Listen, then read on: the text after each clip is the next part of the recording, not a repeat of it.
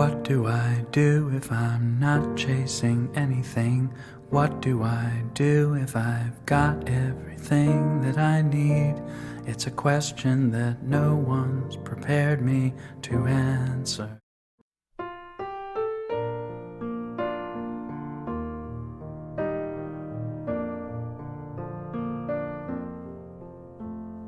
What do I do if I'm not chasing anything? What do I do if I've got everything that I need? It's a question that no one's prepared me to answer. Where do I go if I'm right where I'm supposed to be? Where do I go if wherever I am home? It's a question I'm presently wanting to answer. If the usual way doesn't work for me now, that's a void I know nothing about. What if the race is over and we all automatically win? What if the game is ended long before it even begins?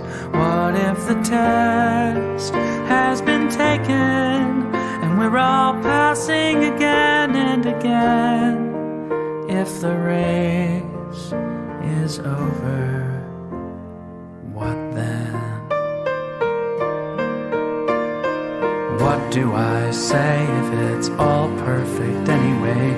What do I say if I'm not here to change anyone?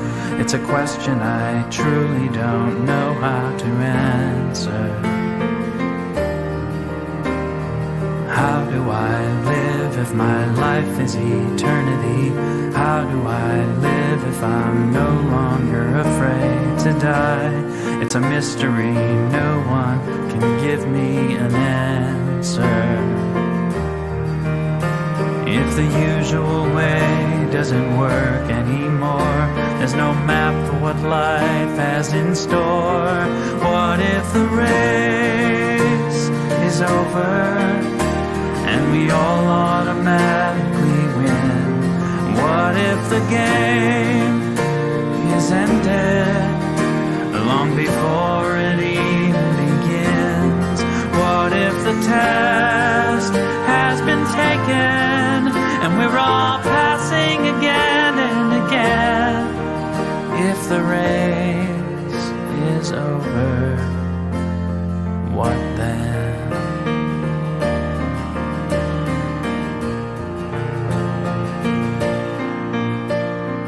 What is the purpose of time here on earth? How do I now define my death and birth? For that matter, what is my life really worth in the end? What's mine to give and what's mine to receive? Whom do I worship? What do I believe? Seems every answer comes right back to me in the end.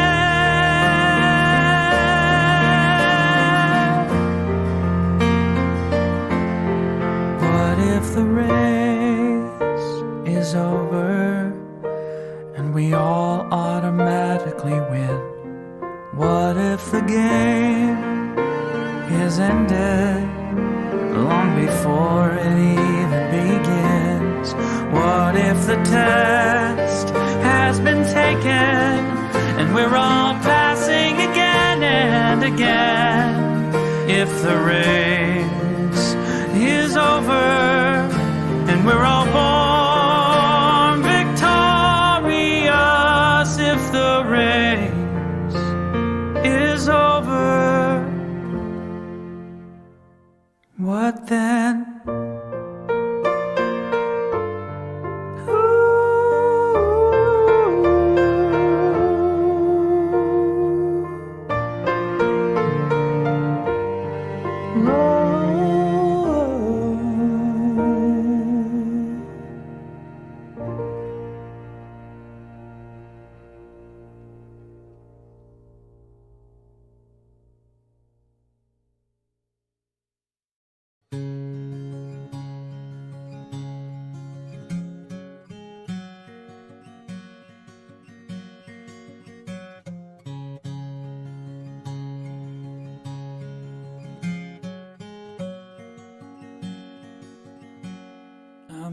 raising the veil between me and my God. No separation, no distance at all. God is right here in my heart. God is right here in my heart. God is right here in my heart. I'm raising the veil between me and my God. No separation, no distance at all. God is right here in my heart. God is right here in my heart. God is right here in my heart.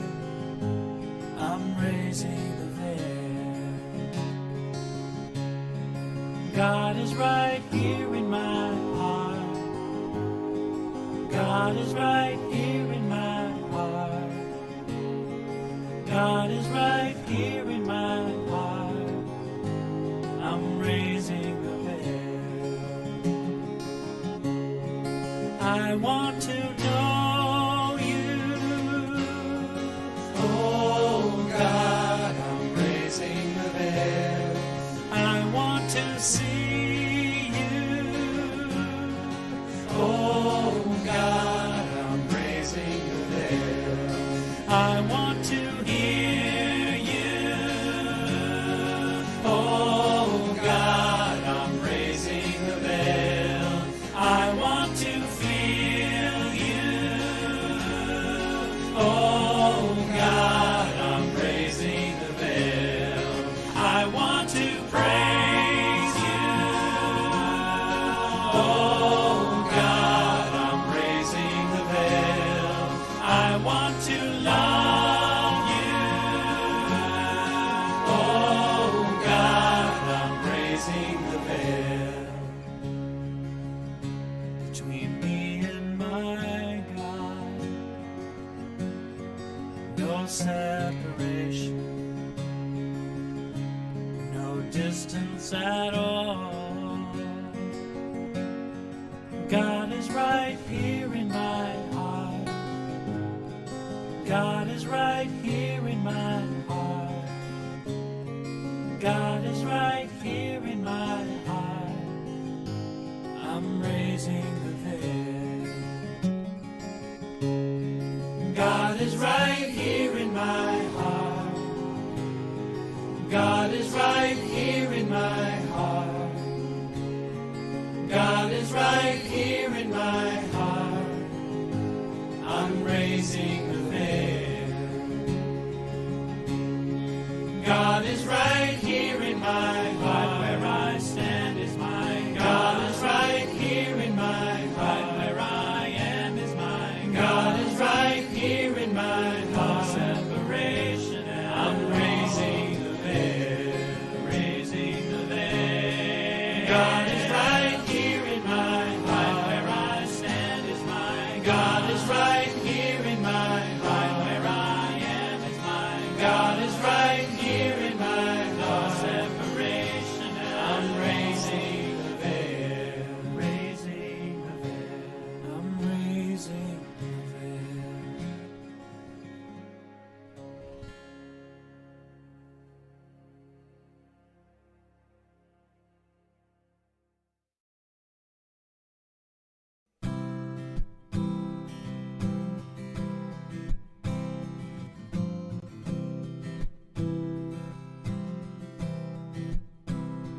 Get ready, my soul. I'm diving in. Get ready, my soul. I'm diving in to the deepest kind of love, to the sweetest kind of life. Get ready, get ready, my soul.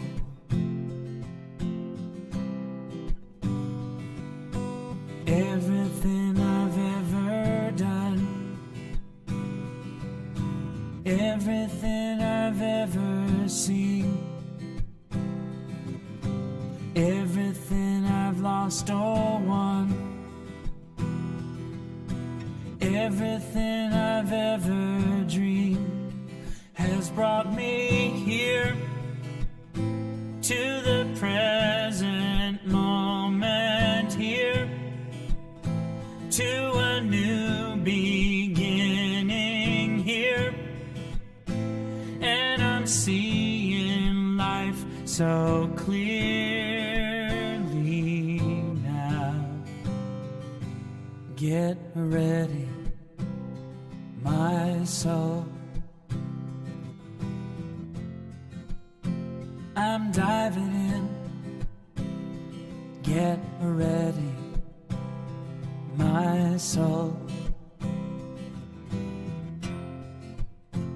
I'm driving in to the deepest kind of love, to the sweetest kind of life. Get ready, get ready, my soul. 'Cause here I go, deeper, deeper, deeper than I've ever been before. Here I go, closer, closer, closer.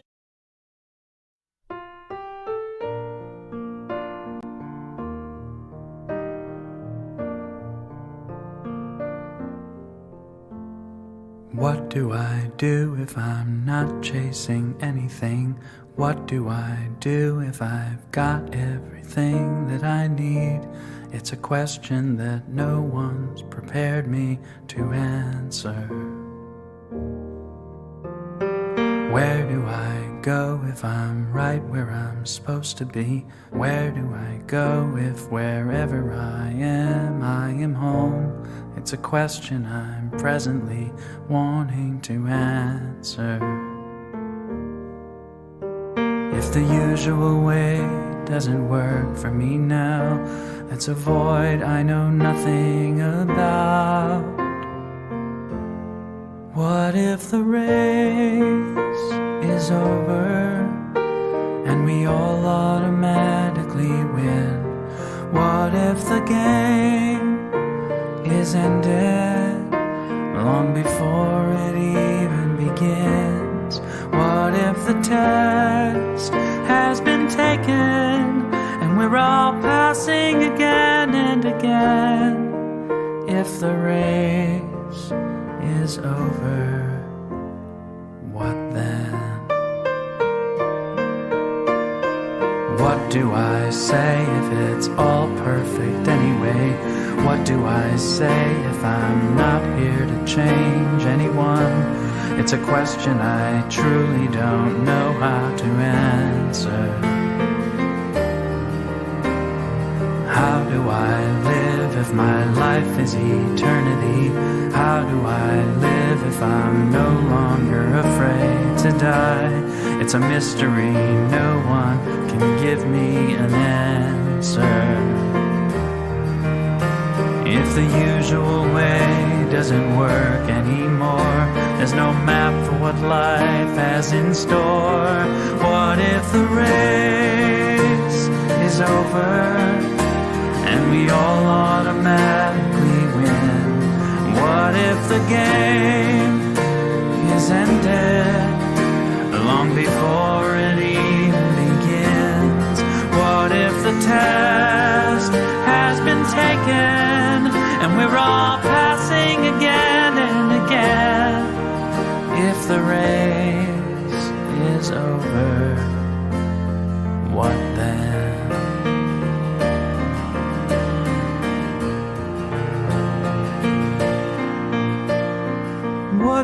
is the purpose of time here on earth?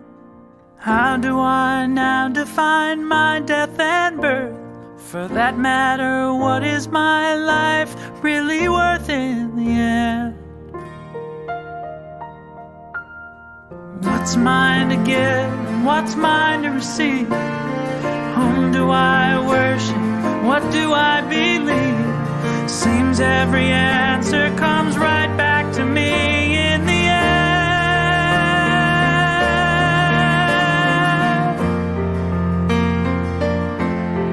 What if the race is over and we all automatically win?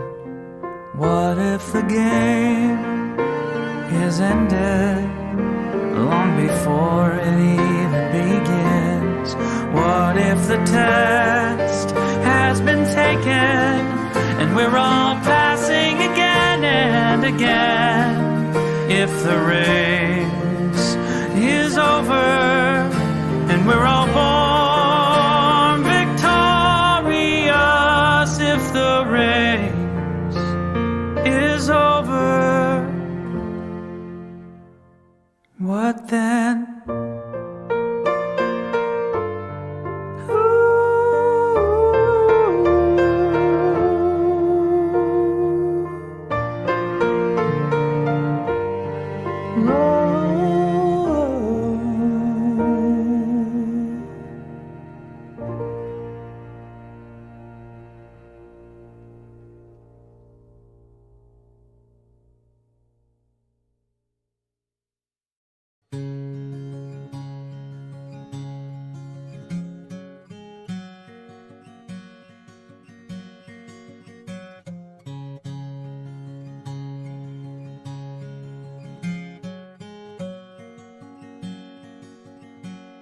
I'm raising the veil between me and my God. No separation, no distance at all. God is right here in my heart. God is right here in my heart.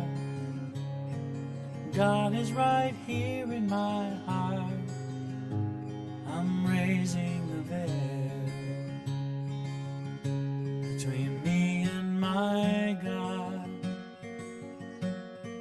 No separation, no distance at all. God is right here in my heart. God is right here in my heart. God is right here in my heart. I'm raising the veil. God is right here in my heart.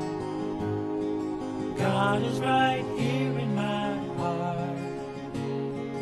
God is right here in my heart. I'm raising the I want to know you. Oh God, I'm raising the veil. I want to see you. Oh God, I'm raising the veil. I want to hear you. Oh God, I'm raising the veil. I want to oh God, I'm raising the veil. I want to praise you. Oh God, I'm raising the veil. I want to love you. Oh God, I'm raising the veil between me and my God. No separation, no distance at all.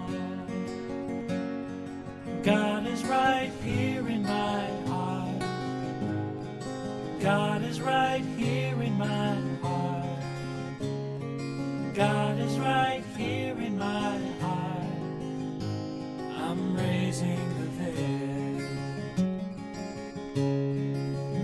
is right here in my heart. God is right here in my heart. God is right here in my heart. I'm raising the veil. God is right here in my heart. Where I stand is my God. God is right here in my heart. Where I am is my God.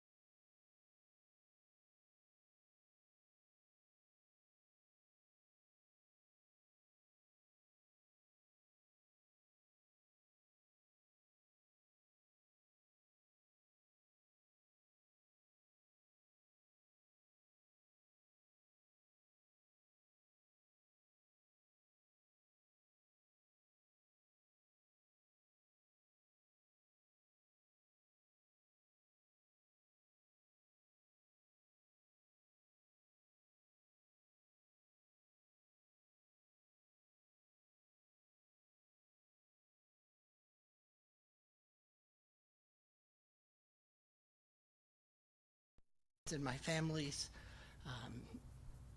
all kind of things that have been going on.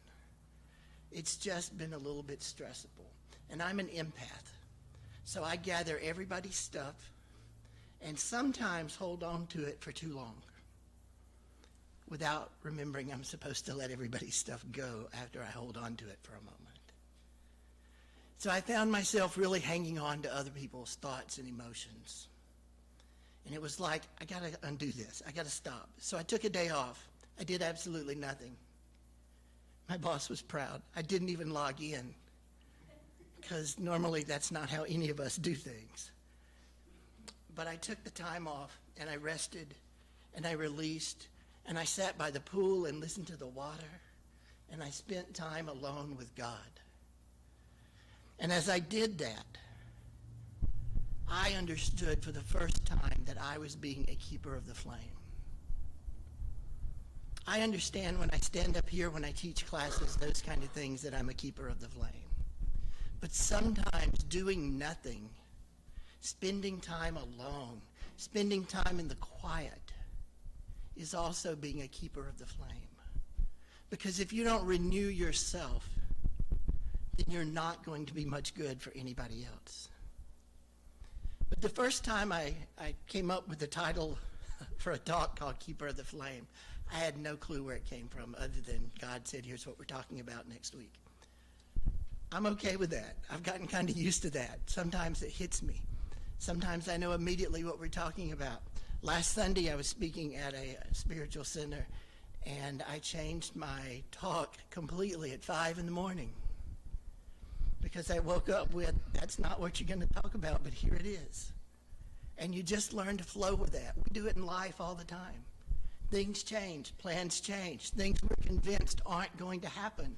We agree and do it because we know in that moment it is the right thing to do and it's what we're supposed to do. So, being a good academic scholar and a researcher, I typed in Keeper of the Flame on Google, just like every 10-year-old child. And the first thing that popped up was an Andy Griffith show, where Opie was the keeper of the flame for their private club. And their little club met in this small barn, and some way or another the barn burned down and he got blamed for it. The show is called Keeper of the Flame. Now, we all know it was Andy Griffith, therefore everything worked out in the end, because all Andy Griffith shows work out in the end. And it showed that it wasn't Opie's fault, but he was the keeper of the flame for that group. And the other thing that popped up was the Miranda Lambert song. I don't know much about Miranda Lambert, but I was having lunch with a friend, and I mentioned that this song had popped up. And this is a friend who knows every Miranda Lambert song ever. And she said, that's a good one. You should figure out how to use that. So I started looking at it, and I started putting some thought into it about what is the keeper of the flame. And in looking at that story, the first thing I realized was that we're talking about flames. So as a kid, I liked fire, not setting them. I just was fascinated by how it worked. Like, why is one part of a candle, when it's lit, one color down here and the next color here and the next here? It didn't cause me to want to go research it and find out. It did fascinate me, though, to see here is something that is slightly different. Here is something that I don't understand. So I looked it up in the Metaphysical Bible Dictionary, and flame is defined as the light of understanding that raises up in your heart and can't be consumed. That's some deep stuff. Now I got to tell you, it had a verse attached to it in the explanation in the Metaphysical Bible Dictionary, so I looked it up too. And it's one that most of us know pretty well, Exodus 3:2, the story of the burning bush. And it says that the angel of the Lord appeared to him in the flame of fire from within a bush. Moses saw that the bush was on fire, but it didn't burn up. Those are the kind of Bible stories that I just stare at and go, The angel's in the bush is on fire, but the bush doesn't burn. It doesn't get destroyed. It wasn't consumed. It was that light of understanding that couldn't be destroyed. The angel appearing to Moses, delivering a message through fire, which actually purifies and renews. We used it in forest to clear out.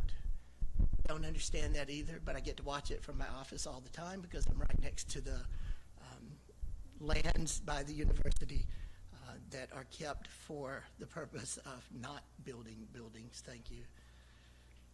We use fire in the burning bowl service to release whatever it is in us that needs to go. The flame of fire, the bush, they're all in our consciousness. The light of intuition of that flame of fire burns in the heart, yet there is no loss of substance. So how often have you had a moment like that, where sometimes the fire is just burning so deeply within you that you know exactly what your next steps are? And then there's other times where that flame is burning, saying, here's what you're going to do now. And I go, yeah, that's cute, but no, I'm not. And eventually, reality is, yes, I do. But I have to fight it for a moment or two because that's the fully human part of me that's going to have a discussion with myself about what we're really going to do. So I thought one of the more interesting parts of that scripture passage was the talk of angels. If you go to the Metaphysical Bible Dictionary again, our co-founder Charles Fillmore says, the flame of fire and the bush are all within the consciousness of man. The light of intuition, a flame of fire burns in the heart, yet there is no loss of substance. The angel is the presiding intelligence, always present in every life, action, and function. So what's the angel? According to Fillmore, it's the 12 powers that are in us when we're incarnated. So at the point of our incarnation, we have 12 powers at least. And we've talked about them on many occasions. Imagination, zeal, power, love, wisdom, strength, order, release, life, will, understanding, and faith. Already in every one of us, waiting to be activated. So if we genuinely want to be a keeper of the flame of the incarnation that we are, then we need to activate those powers and use them. All of those powers are there. Charles Fillmore said that they are also not, in addition to being spiritual perspectives or faculties or powers that are in us, they're also the beings that are all around us.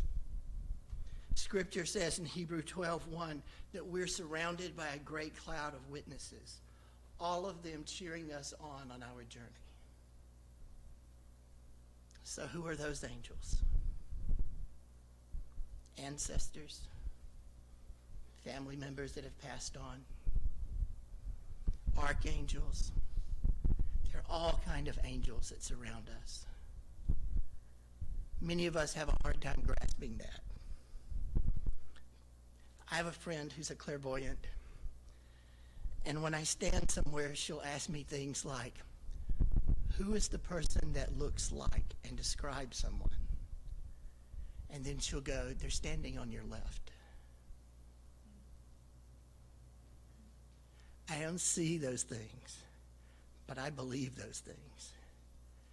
Because I believe that once someone makes their transition and passes on, they continue to be a part of our lives. In traditional Western religion, we would say they're held in our heart. And I believe that to be true. But I also believe they're around us, helping to guide us all the time. Some of you are going to need to go look that up. I get it. You can send me a message. I'll be glad to talk to you about it. But I believe that there are angels around us all the time. When you think about the angels, and you think about the people who are surrounding you, cheering you on your journey. I have a friend who teaches about angels and the archangels. So I decided to do her class. And I wanted to know, who's my archangel? I encourage you to do a class on angels if you never have. But I found out that my archangel is Uriel. which stands for the light of God. Uriel's always around me somewhere, always near me, and when I want to know something, that's who I call on to help me and to guide me. Uriel, you're not going to find in your scripture unless you read the Gnostic versions of the gospel. And I think one of the reasons I love Uriel so much is because that in 1740, let me get this date right, 1745, Pope Zachary decided that Uriel should not be an archangel anymore, so he stripped him of all his powers. Okay, now I'm going to let you figure out how you strip a dead person of all their powers, especially an archangel. I'm going to let you come up with that one on your own, but that's what he did. And I figure that in his writings, the Pope said that he couldn't be an archangel because he wasn't written about in the right places. That's probably the perfect angel for me. Stripped of his powers and not written about in the right places. I think a lot of us probably fall into that boat. But that's where Uriel was to be found. So we have all these powers around us, all these angels supporting us, everybody pushing us toward our journey and helping us to continue on. Ancestors.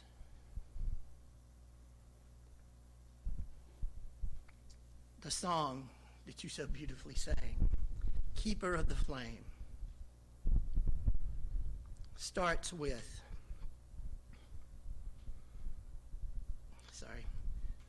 I'm walking in their footsteps, I'm singing their old songs. Somebody blazed this trail I'm treading on. Many of us know the phrase, standing on the shoulders of giants. If you look back at where it originally came from and what it really means is that we are standing on the shoulders of and have learned from people who did great intellectual work before us. I like that. Because a part of that means I don't have to redo the work they already did. I get to stand on their shoulders, learn from what they did, learn from what they found out, and get to be there. So the light of understanding, the keeper of the flame in each one of us, is based on a path someone else has already tread down and made easier for us. I didn't say easy, I said easier. So we're each going down our path on our own journey. And you hear me say it 1,000 times, we're not competing with anybody else. It's nobody's journey but yours. You're going to find that other people at different points in their journey, great. Let it go. You're on your journey. Move forward. But as you're moving forward, know that that crowd is pushing you and is cheering for you. And a part of that are your ancestors. So when I think of the crowd that's around me, I think of my mom, who was my best friend. I think of my dad, who sometimes wasn't my best friend, but also was. I think of my maternal grandparents who lived until I was in my 30s. My paternal grandparents who died, one when I was 4 months old and one when I was 4 years old. So I don't know them except through their children. My dad was the baby of 13 children, as a grandma said, that lived. So I know them through my aunts and uncles. I have this great crowd around me. My great-grandmother lived to be 103 years old. I'd like to pass that. Just because I want to see the earth as it just keeps rotating and moving and we keep learning. But that is a part of my cloud of witnesses, those who are pushing and who are striving to push me forward. I have walked in their footsteps. I sing the songs that they sang on the trails that they blazed. I am fully human and fully divine. So some days, the things that I get from my ancestors are the physiological and psychological things that stop me in my tracks. Just reality. I inherited many things from my parents and grandparents. My mother had absolutely nothing wrong with her at the point of going into Alzheimer's and then transitioning, except for high cholesterol. I can proudly say it is the only thing I inherited from my mother other than her temperament. Everything else I got from my dad, who had everything in the world wrong with him and all kind of things that were a part of his life. And I am him made over in many ways, except for temperament. So we're going to get those things. We're going to get the things that are passed down from our ancestors. So if your ancestors have passed down a little bit of crazy, you're going to get just a little bit of crazy. If your grandparents have, or your ancestors have passed down to you alcoholism or any kind of addiction or anything else, it's going to keep passing down until somebody decides to break that cycle.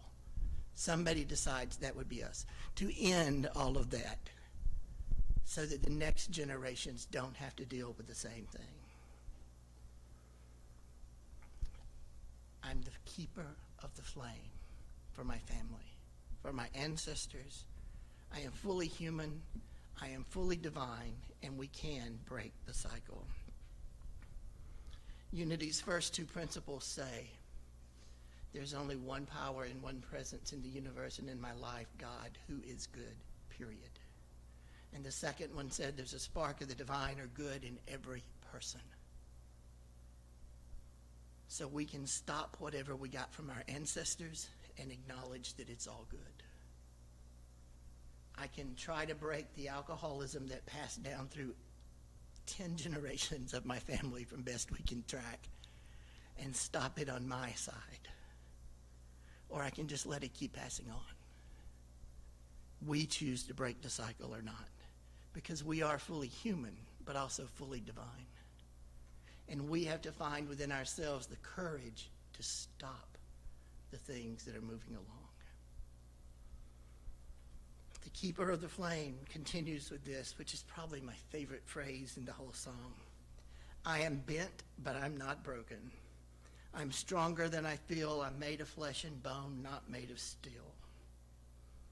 Fully human, fully divine. The song says, when I'm drowning, when I'm fighting, when I'm screaming, when I'm hiding, when I'm losing, when I'm winning, I go back to the beginning. Going back to source, going back to principle, going back to God. We go back there so we can start over, acknowledging those cleansing fires are coming through us, but we can always go back to the beginning. And we have to call on all of those who are there to help us. I'm the keeper of the flame, the teller of the story, keeper of the flame for the ones who came before me. So the other song you sang talked about the fact that we are light, and we get to decide what our stories are. When I look at my life over the 63 years now, and I figure out what is my story that I'm going to tell, it is drastically different now than it was when I was in my 20s, 30s, 40s, and even 50s. And a part of the reason it's different is because I've done a lot of work. And I've gone to therapy. And I've done soul work to help myself on my journey. I also learned to be careful what I say to myself. Sometimes out loud, sometimes just in my mind over and over. I'm the teller of the story, and I don't have to tell myself junk I don't like about myself. It takes work to not do it, but we can all do it. I learned that my parents weren't who I thought they were over a lot of years of work. That's a good thing. Because when everything was done and they had made their transition, then I had to look at who were they really. That's harder to do when they're with you all the time. But if you can, I certainly encourage you to try that. Who are these people? And as I learned who they were and I understood who they really were, then it had a great influence on me. My parents were not perfect, but they certainly did the best they could with what they had and what they knew. Do I let go of everything that occurred in life?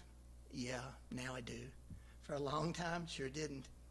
Held on to it, grasped it really tight, but now I let it go. And you know why I can let it go? Because I've had time to examine me. So the things that were issues for my parents, things that were issues with other family members, I see differently now because I grew up. I have changed. I have looked at things differently because in my life I can see things differently now than I did before.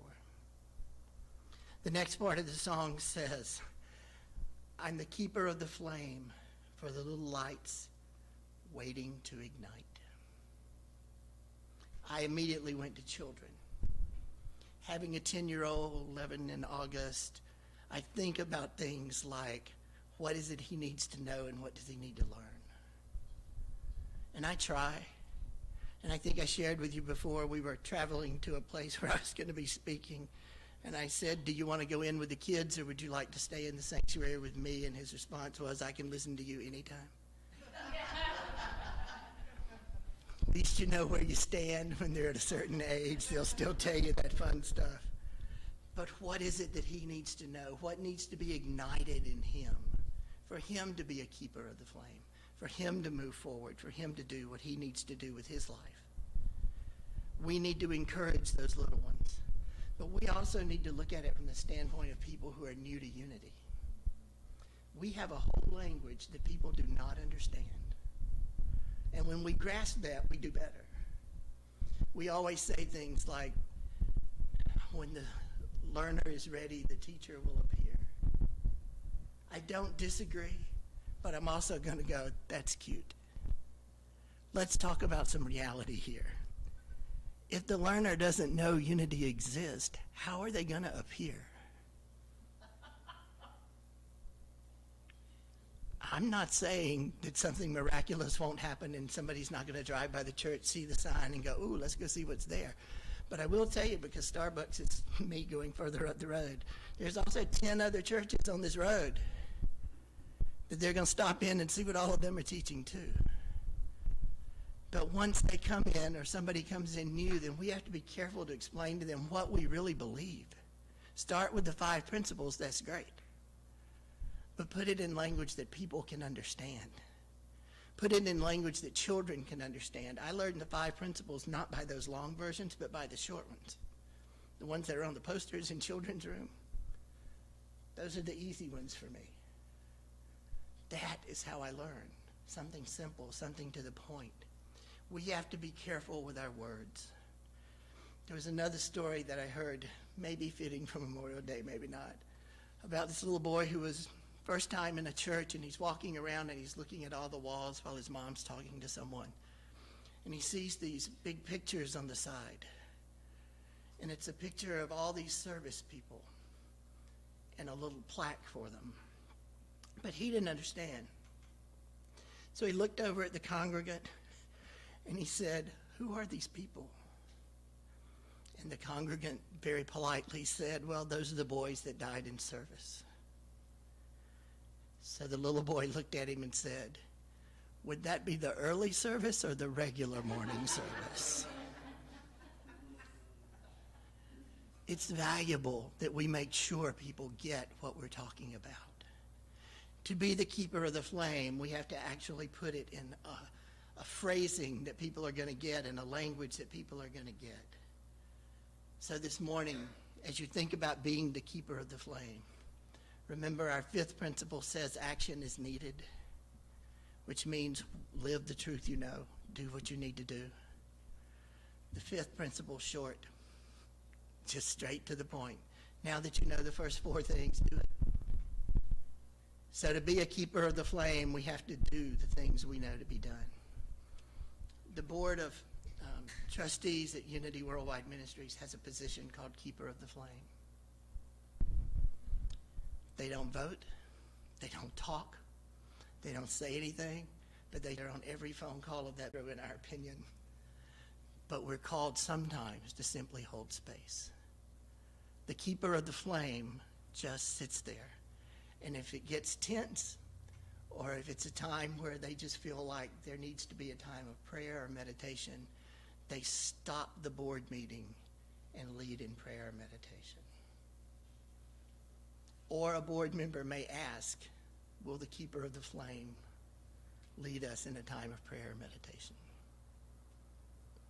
So I have a new board for a new ministry that I've put together. And I have a keeper of the flame. I also have a keeper of the sane, which is somebody who can just call me on my stuff. But I think it's important that that keeper of the flame is there.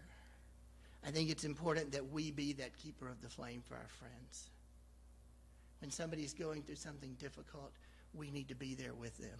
You don't have to talk. You don't have to say anything. Please don't ask, how are you feeling today? Just sit there with them and be there with people. Be the keeper of the flame.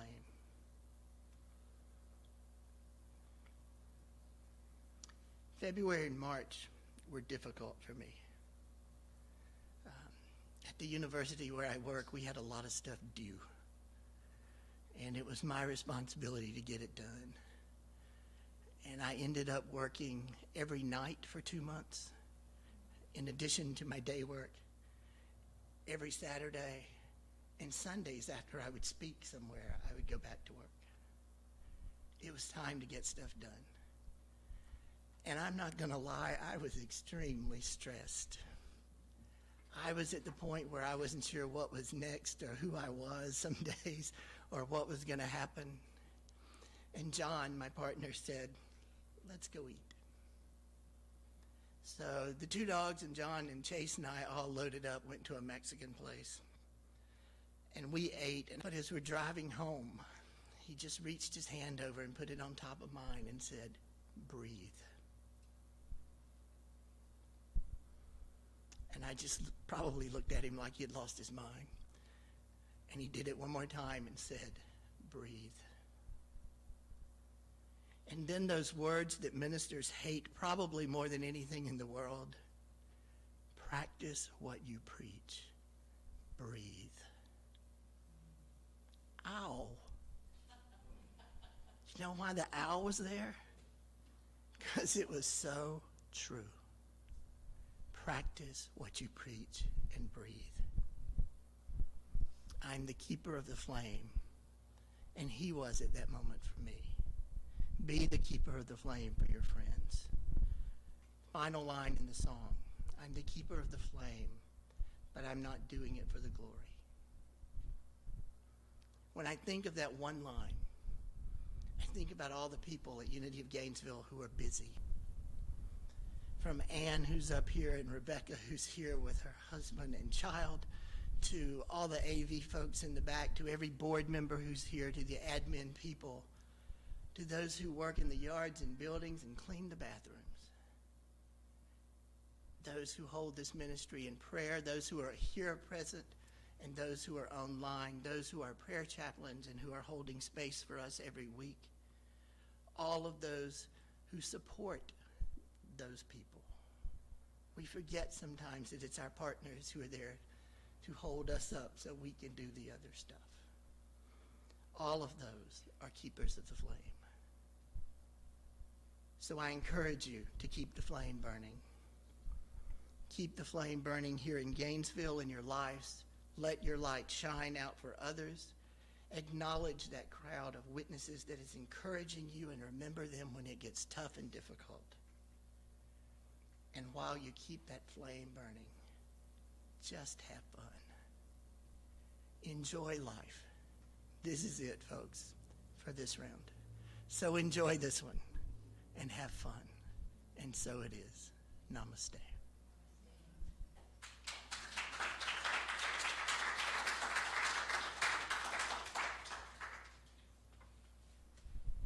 Thank you so much. What a wonderful talk. So now's the time when we have an opportunity to give back some of the treasures that have been rained upon us in our lives. So we don't pass a basket anymore. There's a basket by the door. You can put your offering there. You can pay online. You can mail in a check. Lots of ways to give. And we want to just be aware that we receive and we give, and when we do that, our lives stay in balance. So let's bless all that we give. We give our time, we give our talents, we give of our treasures, and all of those ways of giving are sacred and holy. And so let's just go to the heart and hold an awareness of our gifts and repeat our blessing, call and response fashion.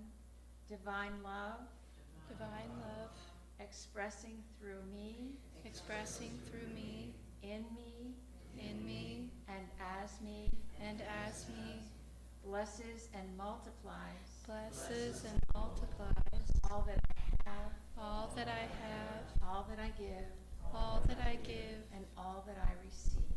and all that I receive. We are grateful people. So I think Rebecca will sing in children. And let's hope.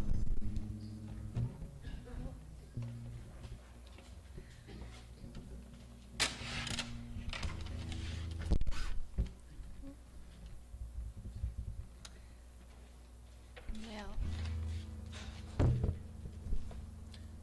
I'm missing something.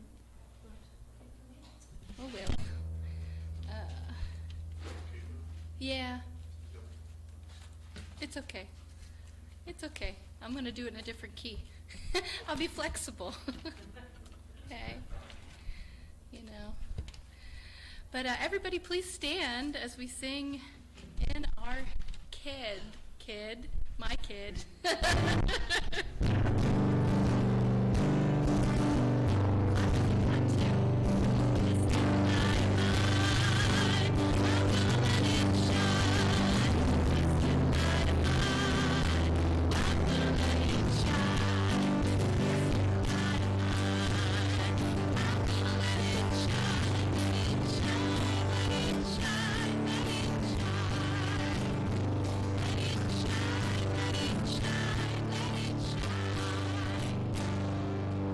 Hi, Miss Gwen. Hi, and Isabel. Want to say hi? I'll say it for you, okay? Hi, everybody. Today we talked about Memorial Day and what Memorial Day is and why we celebrate it. And that it's been called lots of different things before. It was called Decoration Day and Remembrance Day. And in 1967, it was officially deemed to be a federal holiday by the Congress of the United States. But we also talked about a very special poem in Flanders Field. And this is a special poem to me because when my mother was in high school many years ago, she learned this poem by memory. That was part of their curriculum. And until the day she passed away, she could recite in Flanders Field, even though she couldn't remember a lot of other things. So I'd like to read you in Flanders Field. In Flanders fields the poppies blow between the crosses, row on row, that mark our place, and in the sky the larks still bravely singing fly, scarce heard among the guns below. We are the dead. Short days ago, we lived, felt down, saw sunsets glow, loved and were loved, and now we lie in Flanders Field. Take up our quarrel with the foe, to you from falling hands we throw the torch, be yours to hold it high. If we break faith with us who die, we shall not sleep, though poppies grow in Flanders Field. Miss Gwen, in Canada, that is something we recite, and we're given poppies on our Veterans Day to wear in honor of that. So thank you for sharing. So let's bless Isabel and all the children that come here sometimes, and all the children that are coming here any minute, and all the children in the world. We just hold them all in this energy of love as we repeat our children's blessing, and we'll do that call and response. Children, we love you. Children, we love you. We bless you. We bless you. We appreciate you. We appreciate you. We behold the Christ in you. We behold the Christ in you. And we see you doing wondrous things. And we see you doing wondrous things. So it is. And so it is. You, we really, really love you. Mwah! And now let's form a circle around the room and sing our peace song. And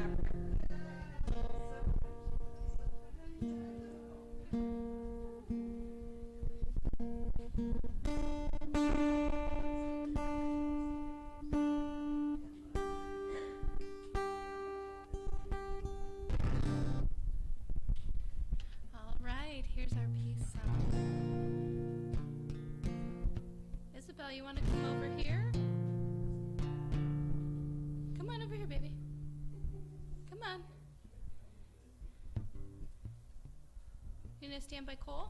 You're going to stand by me. Okay.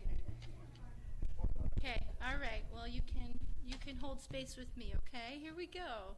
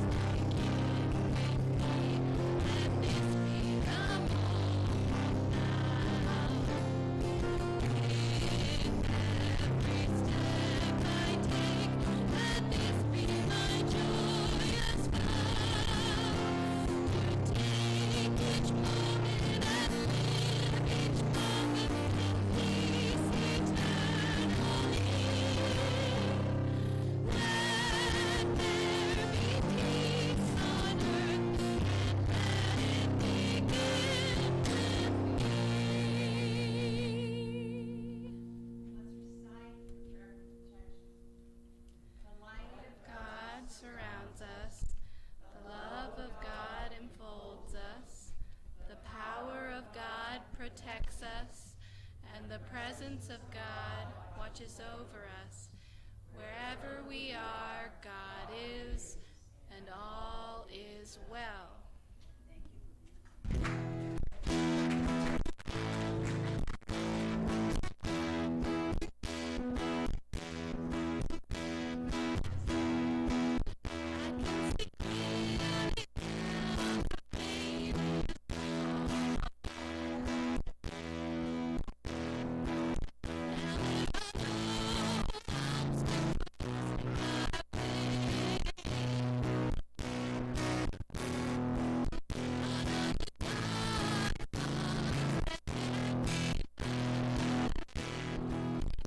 Be a bride.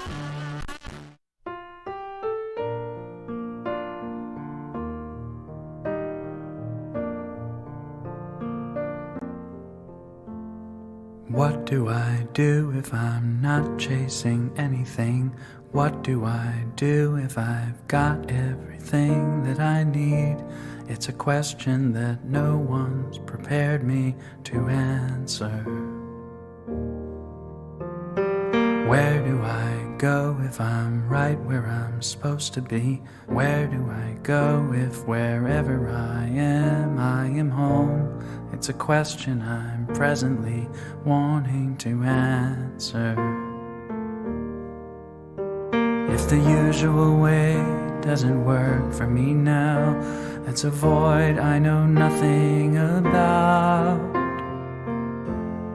What if the race is over and we all automatically win? What if the game